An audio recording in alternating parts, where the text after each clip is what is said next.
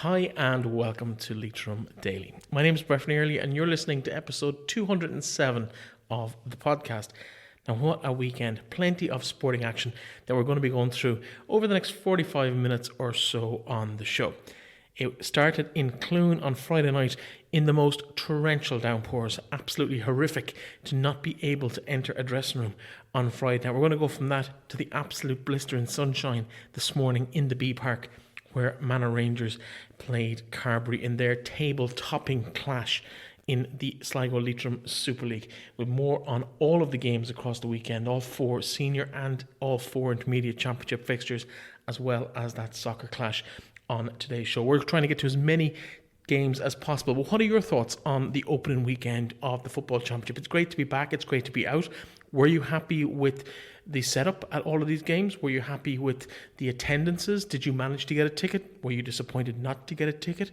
Did you stand in a field next door or in a house where you could view from an upstairs window or whatever it might be? Why don't you let us know your stories on our social media accounts? We'd love to hear maybe some of the creative ways you managed to watch the game that didn't involve being inside the actual fences of our Gaelic grounds across the weekend. Plenty of people got very, very creative indeed. Some of the things on Twitter and Facebook over the weekend were quite entertaining. We're going to be talking to some of the people who were making the stories around the weekend, and I suppose two immediately hit us. We'll go through a full rundown of the results and fixtures of the weekend, but two stories that really came out of it, of course, was Leitrim Gaels' first ever game and victory at senior championship level when they overcame Melvin Gaels on Saturday evening. We'll be talking to Eunan Tracey, one of their players. He scored their first point on that victory, and also their manager Mal Guckian later in the programme. Another story, I suppose, is the success of Fenagh.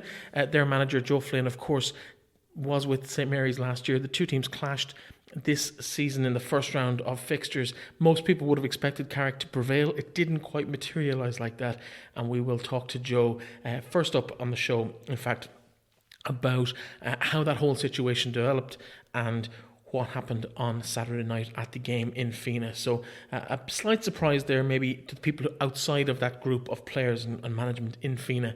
But when you think about it, 5 senior players, there really shouldn't be much surprise there at all. We will go through all of the games, but before we go into that, I just want to mention that today's episode is sponsored by CrossFit in Carrick, and they're back open after closing due to COVID, and they would love your support. If you're looking to get in shape, go and have a chat with the good people there, and they will sort you right out. Anna and Fab are brilliant and will get you right in shape as you progress out of your hibernation. We all could do with a little bit of just kind of shedding that timber that we've put on over the last 3 or 4 months of good eating, all that banana bread and whatever it is you've been up to.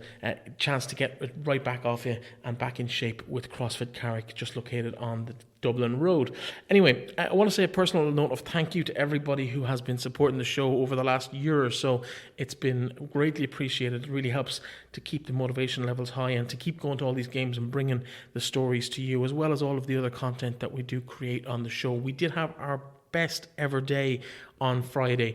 We had one person shy of 4,000, 3,999 people listened to the show on Friday, and it's a huge vote of confidence in what we're doing here, and thank you so much for that support and to continue keeping up with what is going on across the county. We're delighted to be able to help you in that and to provide something a little bit different to the traditional media that was in the locality and across the county in recent years.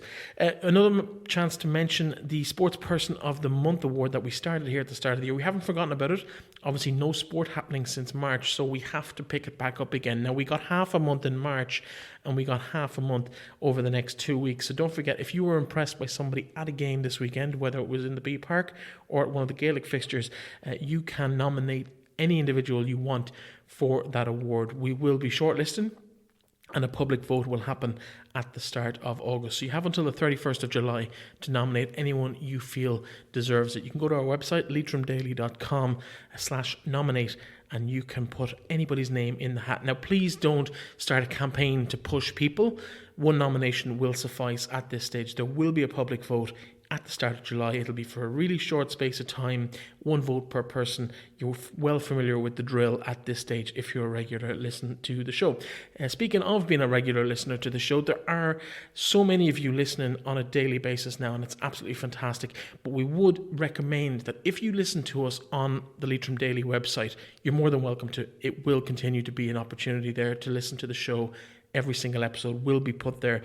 But the best way to listen to a podcast, if you're not familiar with the format, is through an app on your phone or your tablet or on your computer. And the best ones we can recommend are, if you're familiar with Spotify, the Podcasts app. If you're on an iOS, if you're on an iPhone, there's an app on your phone called Podcasts. Open that and search for Leitrim Daily. Google Podcasts is now a thing, and of course YouTube as well. They're probably the 4 best places. Follow us or subscribe to each of those shows. There's no charge. It's completely free. And every day we launch a new episode, you will get that straight to your phone and you can play it direct. It just means you don't have to wait to get notifications from us. So if you're interested, feel free to subscribe. Most people listening to this will probably already have done that, but there are a huge percentage of people that still listen to the show on our website, and it's just a little bit easier, a little bit more streamlined, and it's really, I suppose, how best to manage it. It keeps place. If you have to leave in the middle of a show, it will remind you of where you were. So that's all the little kind of notes and notices. I will just say one final word, which is a very huge thank you to anybody who may have heard our appeal on Friday's shows for All In for Éanna, the story of Éanna Caffrey, of course, child of an Aughas woman, Yvonne Brady, who, well known to anyone involved in ladies football, and obviously there's a serious illness going on there at the moment with young Éanna, 17 months old. The campaign is still open. They have hit their goal, but still every penny or you can help with, or every person you can put in touch with that campaign, it will be greatly appreciated. So congratulations to everybody involved in making that such a success, and it's such a good cause, and I hope everything ends up as well as it possibly can be expected, and that the funds that are raised really allowed the Caffrey family and the Brady family to get in and row in behind Éanna and give him the support that he needs, and that we all hope he gets over the next couple of weeks, months, and even years. That is just a phenomenal achievement for everybody involved with the sporting fraternity in the county. So hats off to everybody over in Aughas and Carrigallen who made that happen as part of the St. Joseph's Club. Now, let's move on to the actual sport. That's why you're here this weekend. And we have so much stuff to talk about. We had the start of the Senior Football Championship, and as we mentioned, some really big stories involved in that particular game. We'll go through a full rundown of the results before we go into a bit more depth into each game that was played over the weekend. And the first one up is in Group 1, Fenagh St. Collins 2-12, St. Mary's Kiltoghert 2-9. We'll hear from Joe Flynn very shortly about that. Mohill 15 points, Ballinamore Shauna Heslins 16 points, a 1-point victory for last year's finalists. Adrian Smith will be joining us later in the programme to talk about that particular game. In Group 2, Leitrim Gaels, in their first ever senior campaign, they ran out winners 115-17 over Melvin Gaels. We'll hear from Eunan Tracey, Mal Guckian, as well as Killian McGloin, who spoke to us after his side's defeat in that particular fixture. In the final game, which was the game that was broadcast live on Ocean FM on Saturday night and is now available to watch in video form on leitrimgaa.ie. Well worth checking out if you weren't lucky enough to be one of the 200 lucky enough to get to that game on Saturday night. That score finished 1-12 to Glencar Manor Hamilton, 8 points to Allen Gaels. In the Intermediate Football Championship, one game played on Friday night. That was Kiltoghert, 9 points, Anaduff 10 points, a 1-point victory for Anaduff, a tight encounter, much tighter than people would have expected going into that game, with Kiltoghert just surviving, I think, third place in their group last year, with Anaduff running Leitrim Gaels reasonably close in the semi-final in last year's championship. So much expected of Anaduff. Kiltoghert really did step up to the mark, though. Fantastic result from their point of view. We will be hearing from Anaduff player Dylan Keane, as well as Kiltoghert manager Kieran McTague later in the programme. On Saturday, a full round of fixtures remained. Ballinaglara 2-15, Bornacoola 2-14, Esslin 10 points, Drumkieran 1-16, a 9-point victory for Drumkieran in that game. We'll hear from their manager Francis Davitt. He spoke to Seamus Gallagher after the match on Saturday evening. Gortletra 2-11, Drumahair 2-9 in a very two-sided game. First half, a fairly big lead there for Gortletra, but Dromahir pulled them back to just be 2 points in arrears at the end of the game. Some really, really good games there. In terms of soccer, we'll talk about that later on, but Manor Rangers won, Carberry FC won in the top of the table clash in the Sligo Leitrim Super League. Anyway, let's get into the actual meat of the interviews. And today I sat down with Joe Flynn after his side's success over his previous side, St Mary's. We talked to his Fenagh manager, Joe Flynn.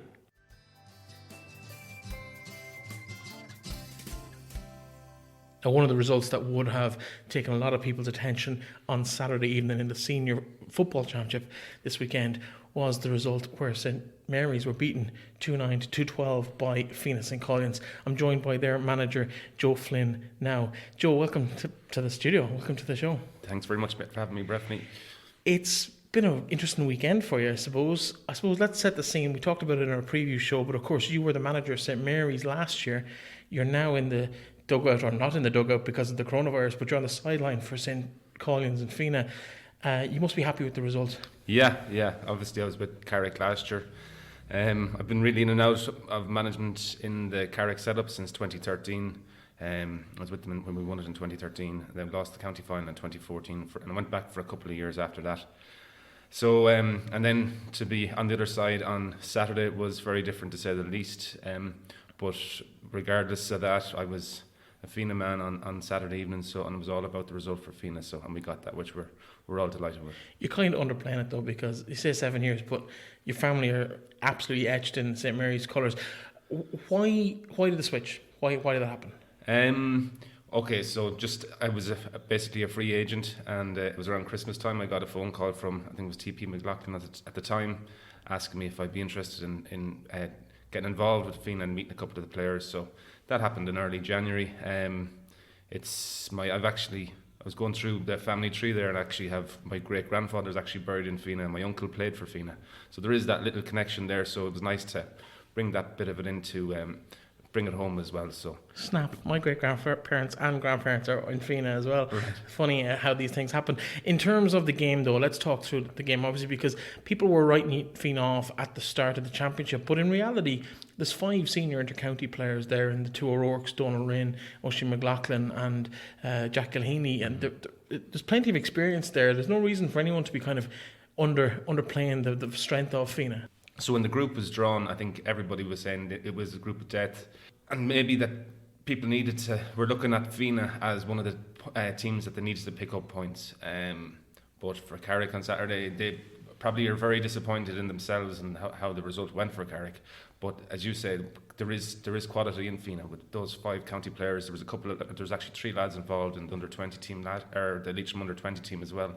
So there is quality and there is a bit of depth. We've a bit of cover there as well. So we just have to keep moving. I think a big thing for Fenagh is going to be keeping a clean bill of health and keeping the players injury free and healthy. Moving throughout the championship, and so far we've been very lucky. To get the full complement of players on the pitch on Saturday was a big thing for that team, and we're looking good for 2 weeks as well. Obviously 1 or 2 players there with notable injury worries over the last couple of years, Ryan O'Rourke being probably the main name in terms of being on the sick bed over the last few seasons. How important is it that the players like that are available and that you don't have to dip into that depth unnecessarily? Yeah, well, just like with the likes of Ryan, for any team to miss a player of that quality in a championship match is going to suffer. It's going to bring its own issues for the team, because he is very, very much a focal point of the team. So I'm always talking about managing the load of the players. So it's a big thing, not to go too hard on the players as well, to get them right for the big day, and that's what it's all about. If you're not doing that, you're doing something wrong. In terms of the game itself, who were you really happy with, and maybe where can you tighten up for the next week's game? That's a good question.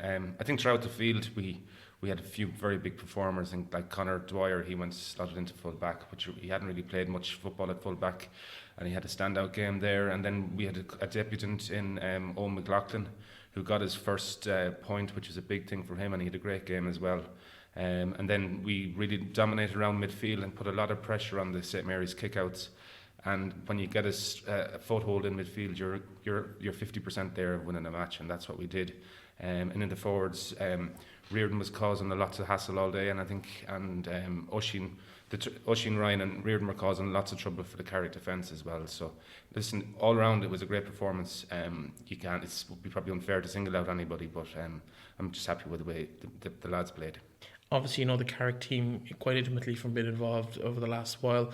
Who from there impressed you? Who kind of might have surprised you even? Yeah, I think Jim McKellar had a good game. He was getting on a lot of ball. James McGrail, he's a veteran. He tried hard in midfield all day.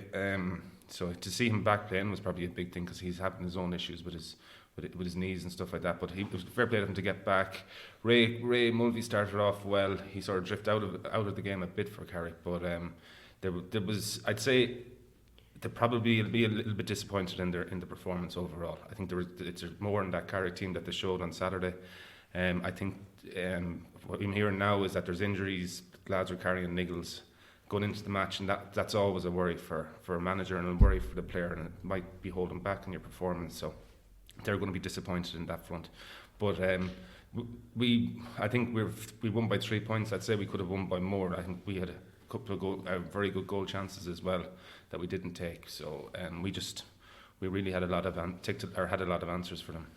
There's one thing I want to ask you about that happened over the weekend that just caught my eye, and that was in the first couple of minutes of the Alan Gaels Glencar Manor game. Now, you don't necessarily have seen the game to answer the question, but 30 seconds, 60 seconds into the match, Conor Dolan, who started the match, was substituted for James Glancy. Now, it was very obviously some sort of a ploy to eliminate him from a consideration further down the line because of the 17 players. What's your view on that? Like, obviously they played him to start him to make him ineligible, but it means that somebody else who possibly should have been number 17, their third sub on the night, is now eligible to play intermediate football. I know it doesn't affect the senior championship as such, but how legitimate is doing something like that within a club? It happens in lots of clubs, and I think for the manager it's actually a distraction on the day that's not needed.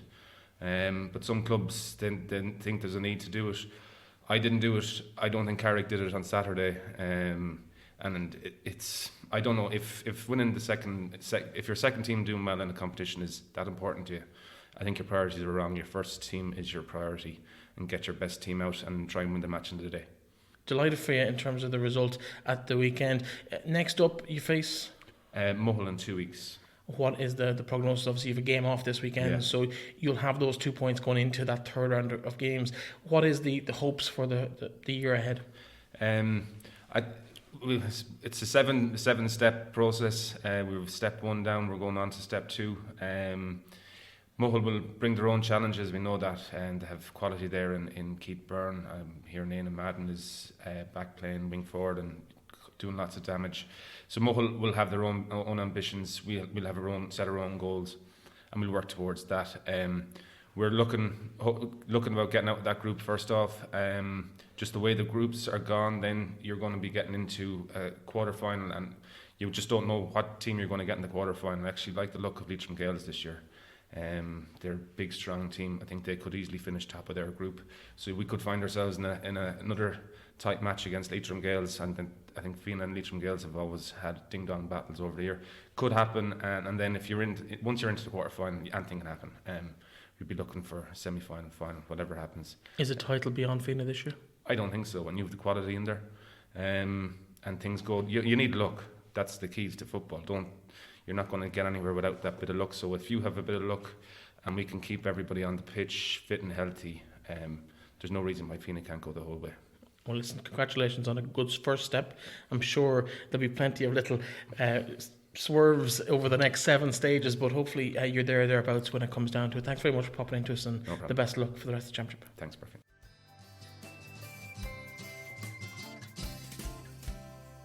Now, in the second game in Group 1 played on Saturday evening, Ballinamore Shauna Heslins made the short journey to Mull to take on one of their contenders if they want to be taken as contenders for this year's Senior Championship. Described as a classic by some of our media colleagues over the last 24 hours on social media at least. Adrian Smith joins us now to talk about the game. Adrian, from a Ballinamore Shauna Heslins point of view, you must be delighted with the result. Yeah, delighted obviously to get 2 points on the board, which is what it's all about at this stage of the year. Whether it's a classic or not is for somebody else to decide rather than me. It's difficult to gauge the way a game goes when you're on the line, when you're involved. What was the major talking points of the game, or how did the game pan out for you? Well, I think the game passed off without any major incident or it's a massive turning point. There was no goal scored, obviously, so there was no real moment of the game that you would pick out. But Mohill started well and very, very well, and we were kind of caught on the back foot for the first few minutes. I think we went 7-3 down, and we got our act together then, and got it back to 8 points apiece at half time. Mohill took an early lead in the second half again, and we were tit for tat in most of the second half. We were lucky to get a few chances late on to go a point or two up, and just held out. That was the way it panned out, really, without major talking points. How did you, as a management team, and the players think of the performance after the game? Were you happy, or did you feel a bit ring rusty and kind of just glad to be back in action? Well, obviously delighted to be back in action. To be honest, when you're analysing the game, it's probably early to pick out all the points, but we were happy with a lot of things, and then we have loads of things to work on. So if we're in a good position from that point of view, it'd be bad if we thought we had nothing to do. So we'll obviously have a look at the video in the next few days and see what needs to be worked on. Talking about working with the championship in mind, from one local derby on one side of Ballinamore to the other, you face Aughawillan next week. Always a nice tasty encounter when the two sides meet. It's in Ballinamore on Saturday evening. Should be a cracking affair. Well, yeah, look, it's going to be a unique affair, if nothing else. I don't remember in my lifetime, in my memory anyway, Ballinamore playing Aughawillan in at home and away venue in the championship. So it hasn't happened in a long time. It'd be great if these home and away. I'm a fan of the home and away venues myself. If they kept going, but if it returns to neutral venues next year, it mightn't happen for a long time again. So whatever else happens, it's going to be a very unique occasion. I think a lot of people seem to be very in favour of the home and away, maybe having a look at it medium to long term. The one thing I'll ask you about is the scheduling of games. With all games taking place at the same time, it doesn't give you the opportunity maybe to catch a second game over the weekend or to scout future opponents. How did you find that in terms of as you go forward? I know obviously Aughawillan aren't playing this weekend, so you wouldn't have had that opportunity anyway. But your next two games after that, it might have been nice to get a crack and see what they're at this weekend. Yeah, I suppose it's early days and we haven't really got through a full championship of the home and away fixtures. It's look at it, you'd love to watch your opponents playing 10 days in a row before you play them to see everything that they have to offer, but it's not the case normally. Like in the normal course of events, you'd be very lucky to see your next week's opponents this week. So from that point of view, I'd still be in favour of the home and away venues. I understand that it probably puts pressure on the resources as regards officials, and obviously puts pressure on the media like yourselves and others that you can't make halves of yourselves. But look, it's unique. It's enjoyable. We'll wait till the end of this championship to make our judgment on it. In terms of the group now, obviously Fenagh taking the scalp of St Mary's last night, somewhat unexpectedly to a lot of people outside of maybe Fenagh itself. In terms of that group, how do you think it's shaping up? Reasonably confident you're still going to be in the mix when it comes down to it? Yeah, well, I wouldn't be saying that just yet. I mean, it's very early doors. Like obviously, Aughawillan haven't played a game yet. 2 points won't do you much good in this as a final at the final day. Won't get you over the line, so it's impossible to call at this stage. It's really too early in the day. Who, as a point of interest, would be for both teams to look out for over the coming weeks? Who impressed you from your own side, but also from the Mohill side in the game last night? Well, I think a lot of guys played well. Up front, I would say that Luke Murphy and Presty kicked a nice few frees and points. Mark McGrory had a good shift in the middle third there as well, But probably the standout players on the field were from the Mohill point of view. They kicked some excellent points. Keith Byrne in particular was on form and kicked points from all angles. So look, there's lots to look forward to in the championship and from all sides. Plenty to come. It might not be the last you see of Mohill in this particular edition of the Senior Football Championship. Adrian Smith, thanks very much for joining me. And thanks, Brett. Best of luck. Talk to you soon. All the best. Take care.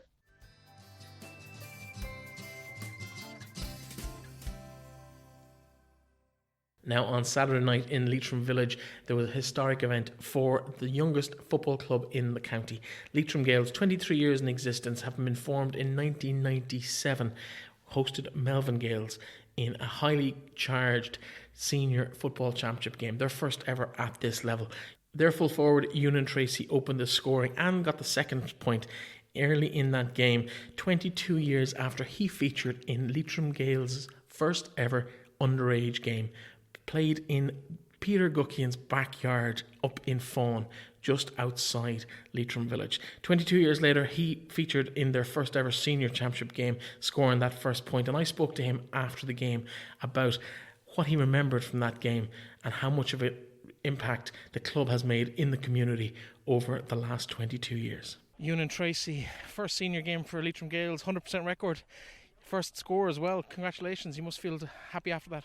Delighted, Breifne. Yeah, it's brilliant just to get one win off the block. You know yourself, it was a big historic day for Leitrim Gaels.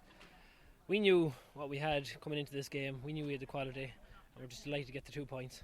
It's not very often that teams coming up from the intermediate grade make such an impression on the first day. From start to finish, that was a pretty good performance from yourselves. Was that what you were expecting coming into the game? Listen, you can never tell what another team is going to bring to it, but we were confident in ourselves. Yeah, we thought about Melvin Gaels a bit, but we are confident in the bunch that's in there. There's serious belief in this team. We're not here just for it to make up the numbers. There's progression in this club, and it's year on year, and we're here to compete. Now, of course, you would have been involved in the very first underage game 22 years ago with the club.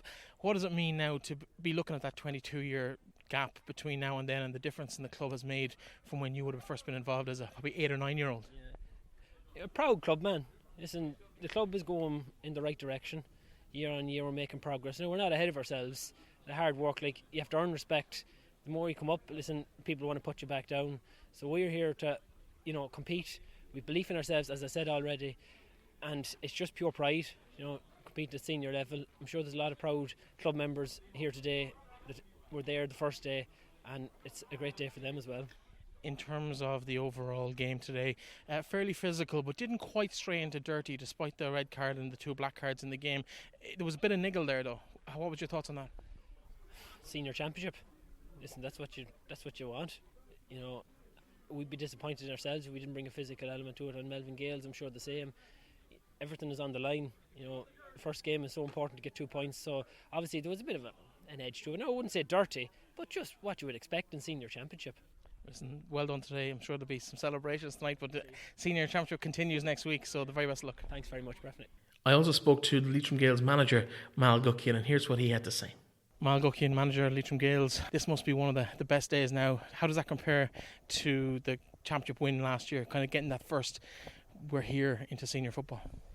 It's a massive occasion and a great occasion for the club to be in senior championship, and we were all looking forward to today. And it's just, it pays dividends to the hard work that's gone on over the years, and even here it's a reward for the greater people of the village and the club and the whole lot to be able to take part in the senior championship. And of course, my hat goes off, even getting a bit away from the game, but I think the whole occasion, the work that was done here on the pitch was savage. It looked great for a championship game here today by all the community here that helped out, and Burley that had the field and everything looking great. So it all led up and helped for a great occasion and a great day. In terms of the actual game, great start. We started off fairly well, yeah. We knew we had to, it's Melvin Gaels. Melvin Gaels are one of the top clubs thereabouts every year, come semi-finals, finalists and whatnot. So we knew that when you're in senior championship, we can't you know, you have to start well, you have to start strong, and like, you know, be happy outgoing. In terms of the game, it never quite got to dirty, but there was a fairly physical encounter the whole way through the game between both sides getting stuck in. 1 red card, 2 black cards. What was your thoughts on the discipline throughout the game from both sides? Both sides, I thought it was like senior championship. Like, you have 30 men out there, a couple of subs coming in, like, you know, everyone has the one goal at the end of it is to win that game, like their senior championship. I didn't think the discipline was too bad. Like, I thought the referee handled it very well, like, you know, so, you know, yes, there'll be cards and that, but I thought it was evident out there that both teams wanted to go hammer and tongs and win it. Like, some really good football on display from both sides. Oh yeah, like Melvin Gaels are like great footballers throughout all like positions and whatnot, and ourselves, like, you know, they're a great bunch of lads. Like, you know, we won't have the biggest group in the county, but like the lads work for each other all the way through. I was getting worried for the first 10 or 15 minutes whether Emlyn Mulligan's wife would need to get worried. Himself and Donald Casey seemed to be getting very closely attached to each other for about 10 minutes at the start of the game. Was that a tactic to kind of focus on maybe the likes of Emlyn, who can create damage from a tiny bit of space? Not really, because like between injuries and like different things, we couldn't put a team together till just, you know, prior to match, really, like, you know, so it was trying to get our fellas into positions and seeing who we had to bring on and different things, like, so it wasn't too many tactics being able to enforce this today, unfortunately. In terms of, you mentioned this is the pitch here, but in terms of the actual restrictions put on them by COVID, how much did that take away maybe from the atmosphere today? Listen, the restrictions are what they are, and I suppose, like, you know, after the horrendous like couple of months that the whole country has gone through, you know, you tend to forget, like, you know, it's brilliant to be out here on an evening like this and watch football and be part of seeing lads play football and whatnot. Yes, there's many disappointed people that wanted to be here today, and we'd love to see them all, but unfortunately we had to cover all the guidelines and adhere to them, you know, which it's a pity, but, you know, we just have to do what's there in front of us. Some very novel images tonight of lads sitting up on the hills around the pitch watching it from a distance, and we never quite thought we'd have the cheap seats here in Leitrim Village. But in terms of the game, now that you've got that first win, first game, all that's now gone and done and dusted and put to bed, you've put a line through that. Can you now really just get on and look at the championship and just take it game by game, and what's the plan going forward? Yeah, well, you nailed it there, Breifne. It's game by game. That's all you can look for. Like, you know, it's next game. We're not playing next weekend, so we've got a few knocks and stuff like to different lads, and we'll just have to try and recuperate and get ready to go for the following week. But it's game by game. That's the only way to look forward to it. So congratulations again today. Thank you, Breifne. A hugely significant night for Leitrim Gaels, but of course, for every winner, there has to be a side that doesn't come out on top. And thank you very much to Killian McGloin, who spoke to me after the game on behalf of Melvin Gaels. Killian, thoughts after that? Look, it's just very disheartening for us, I suppose, coming up here and just first competitive game of the year and didn't come away with the win. I suppose it's just disheartening. Early start for Leitrim Gaels. They came out and scored 2 points early on, although you rallied back to level it up early on in the first half. Where do you feel maybe it didn't quite go right for you today? I don't know, it's just like you got to handle Leitrim Gaels. I just wanted it more. I think that was the bottom line. I just think obviously that was their first senior game and there was a lot of talk around it, but they came here to prove themselves. They said they wanted it and they won the game, and I think that was the bottom line, that they wanted it more. What lessons do you take from today going into the next 3 games in the championship? Look, I suppose it's hard at the moment just to reflect on the game so soon, but we'll meet up during the week, obviously training and whatever. We'll talk it out and we'll find out what happened, and we'll work on that, work from there.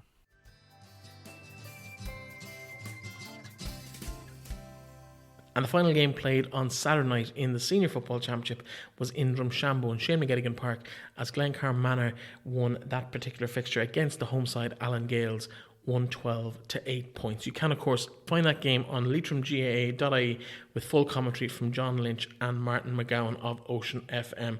We don't have an interview from that. You can actually just check that out on their website and watch that game. We did speak to Aaron Hickey, who played in the soccer game yesterday morning. He played in both fixtures, and we'll talk to him about both games later on in the show. Of course, the weekend did start from a sporting point of view with that intermediate opener on Friday night. And over in Clune, Kiltoghert hosted Anaduff, with the Anaduff side running out winners on a scoreline of 10 points to 9. It was nip and tuck the whole way through the game. In fact, Kiltoghert looked like they would win the game for most of the match, but Anaduff just had those extra legs to carry through in the last 15 minutes and just claw back a 2-point deficit to win by the smallest of margins. We'll hear from their player Dylan Keane as well as the Kiltoghert manager Kieran McTay.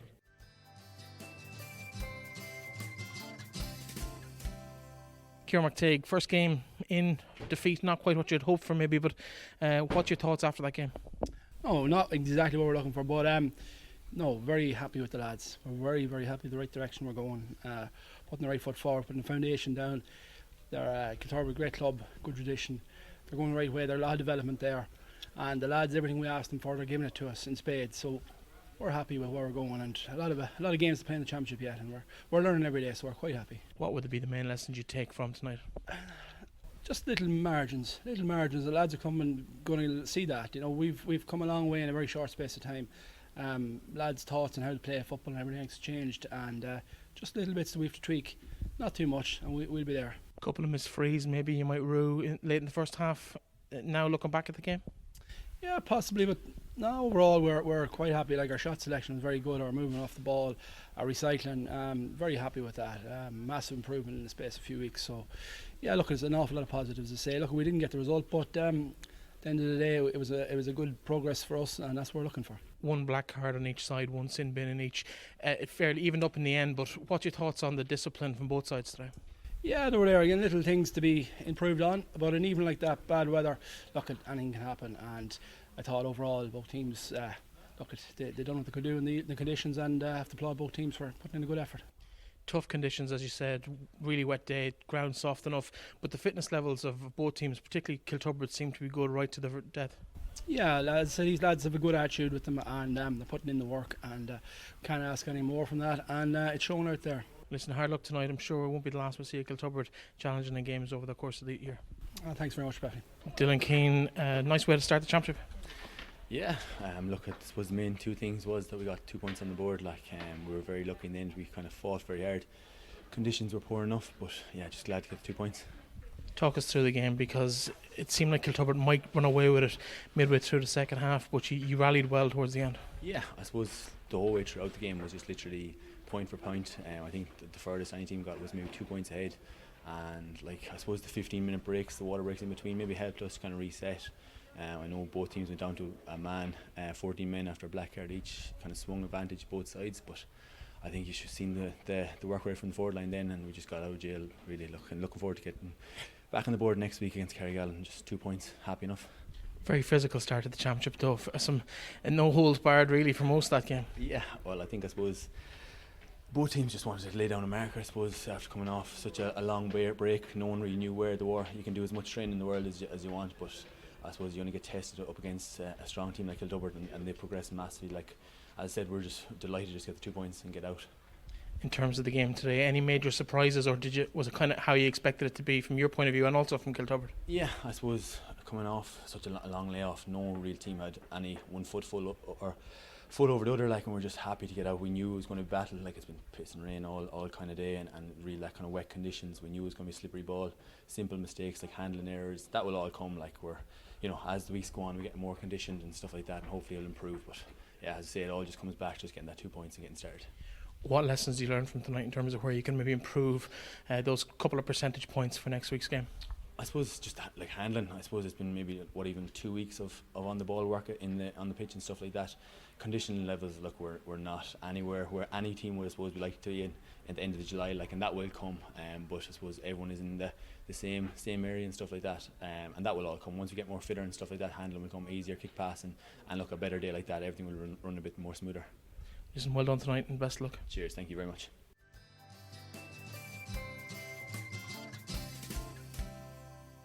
Now in St Hugh's Park on Saturday night in Ballinaglara, Bornacoola were the visitors, and only 1 point separated the sides in that fixture as well. 2-15 to 2-14 the final score, with Ballinaglara just edging that home fixture against Bornacoola. Estlin were beaten at home by a rampant Drumkieran side, 2-16 to 10 points. Drumkieran went into a bit of a deficit early on in the game and managed to pull it back to win reasonably comfortably at the end of the match. We'll hear from their manager, Francis Davitt, who spoke to Seamus Gallagher after the match. Congratulations, very important to win your first game, so you must be delighted with the result. Thanks, Seamus. Yeah, we're glad to get 2 points on the board, and I suppose that's really what it's all about. Every game is going to be a massive challenge, and today was a big challenge, and we're thankful to be out on the right side of it. Yeah, you were up against a very strong breeze in the first half, and you got off to a slow start, 3-0 down after maybe about 10 minutes, but he fought back well and went in level at the break, so really, it was always going to be your game in the second half with the breeze behind you.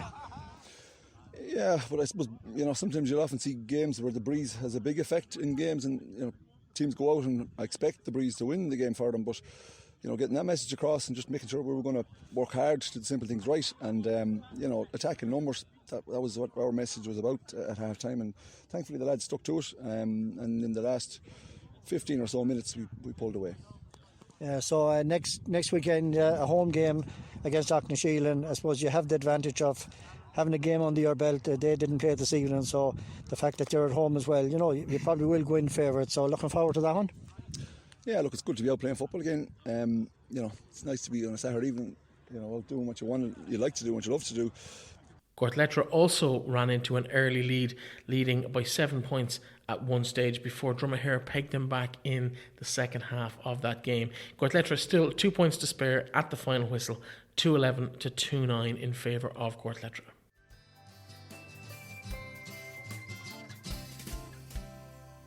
The final game of the weekend was in soccer, and in the Sligo Leitrim District Super League, Manor Rangers hosted Carbery in a top-of-the-table clash in the B Park on Sunday morning.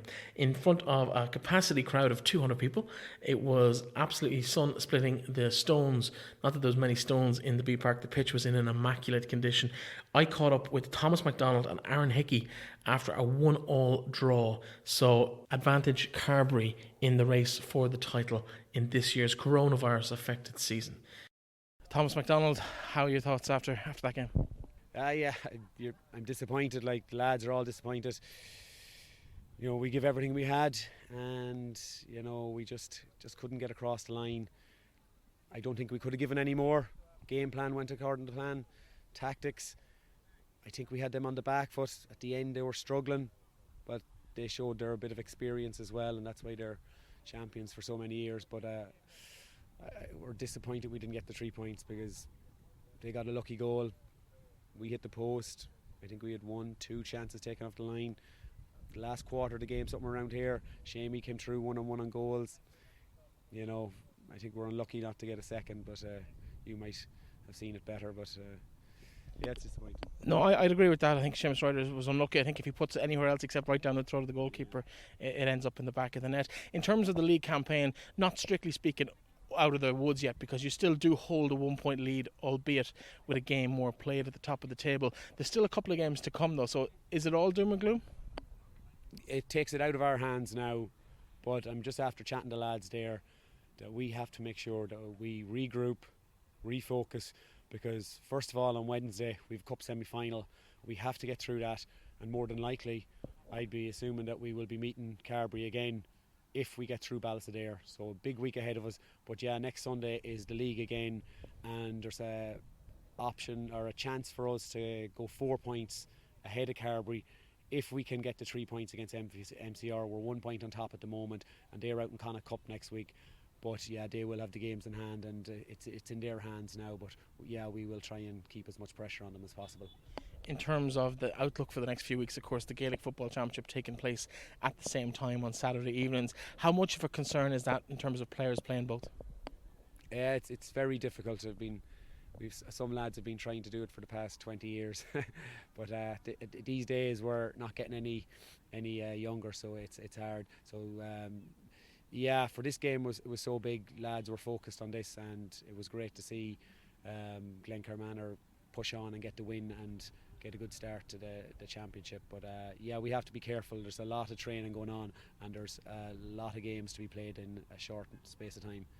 Let's talk about the pitch here, because I don't think the B Park has looked as good. A bit of a rest through the spring and summer has really helped the facilities here, but a decent crowd, full house, all 200 I'd say, maybe one or two more, but 200 or so at the game, and a really, really good atmosphere here. What would it be like if the club could get this every Sunday morning for games here in the B Park? Yeah, it would be amazing. It was great before the game started, and you look across and you see the support here. I suppose the only way you can get that support is to keep training the way we are, keep focused and stay up the top of the division, and then people will be interested and want to get out and watch us. Again, the weather is perfect today. I have to say, I don't know what to say about Joe and Bernie Cleary and Martin Cleary. They have the pitch in immaculate condition.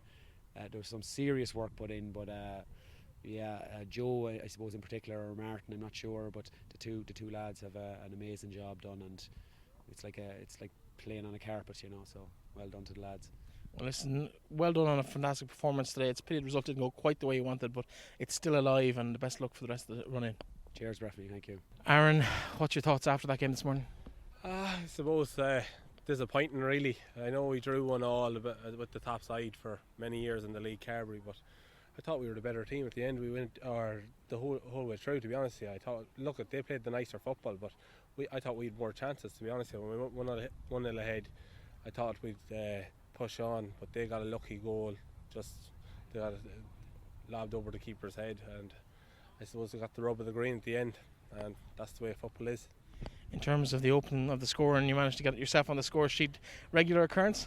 No, not a regular occurrence. Well, I am the penalty taker, but from play, no. I just look at my brother Alan, he good header in, and I just gambled, and I was lucky to get there, and just luckily it went in. What's the outlook now for the rest of the league campaign? A couple of games left, cup competition still to come as well. Yeah, so obviously we're just going to put Carberry in the driving seat now. They have a game in hand, and they'll go 2 points or 3 points clear of us if they win all their games. So we just keep put pressure on Carberry, and that's the main focus. We have a cup game on Wednesday, and we're going to focus on that now. But that's it, Carberry on the driving seat. We'll just have to keep putting pressure on them, and hopefully they slip up, and that'll give us an opportunity to get silverware this year in the league. Of course, not just the soccer this weekend for you. You were part of the Glencar Manor side that took a win last night against Leitrim Gaels. What's it like playing two intense games in such a short space of time?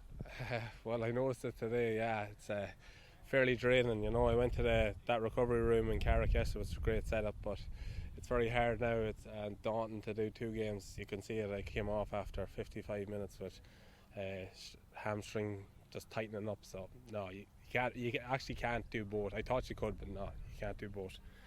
In terms of your own recovery now over the next 24-48 hours, what will you do? Tomorrow I'll do an upper body gym session, and then hopefully get into the beach in Ross's Point, get into the water, and just keep drinking water, eating healthy, and I'm just going to prepare, hopefully get fit for next weekend, club championship again against Drumreilly, and then hopefully play the soccer Sunday. So they're kind of all topping up on each other, but that's all you have to prepare for, Which do you prefer, the last 3 months with no sport, or now having it all thrown at you at once? Oh, the last 3 months has been difficult, I think, for everyone. So obviously I'm delighted to be back. Sports my life, really. A lot of these lads, that's all we play for, and we're delighted to be playing it. So no complaints there. Listen, hard luck today, but well done at the same time, and also a good start to the Gaelic Championship as well. So congratulations on a good weekend. Thanks, Breifne.